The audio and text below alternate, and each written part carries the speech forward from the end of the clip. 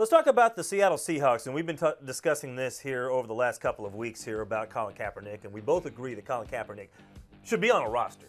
He is good enough to be in the NFL right now, but we know why, and I've already explained why I know, I understand. I don't like it, but I understand why NFL teams have passed on him thus far. We thought that there might be a chance with the Seattle Seahawks. At least that's the only team that's even given him the time of day. Well, the Seahawks, after the comments by Pete Carroll saying that Colin is a starter in the NFL, but we already have a starter in Russell Wilson, so they go out and sign Austin Davis. Who? Austin Davis. That's Who? right. The Austin Davis. Exactly. And man, there was some social media reaction to that announcement.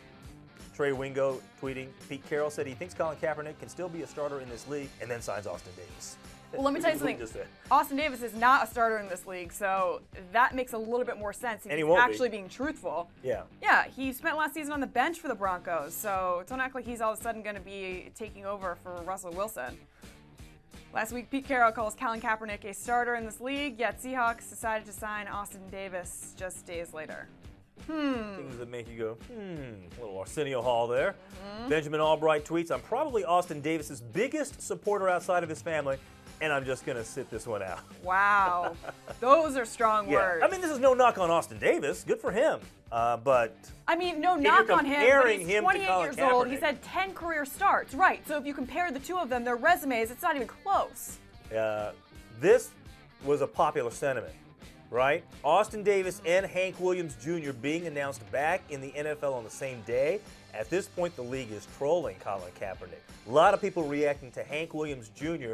His theme song, going to be part of Monday Night Football once again. Remember, he said some things that got him yanked off that spot, and ESPN had pulled him off the Monday Night Football Open, and now they're saying he's back, which a lot of people were curious about the timing of that, given also that ESPN had announced the results of a poll regarding whether or not they're biased and whether or not they're viewed as liberal or conservative. And, Right.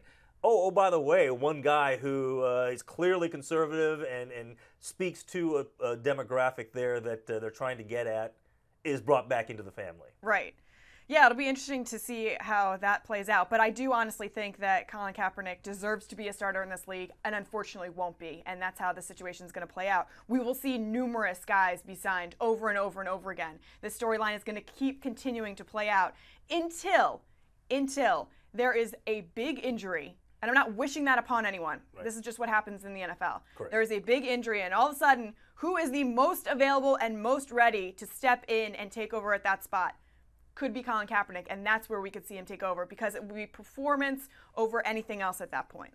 And he's lucky that Tony Romo and Jay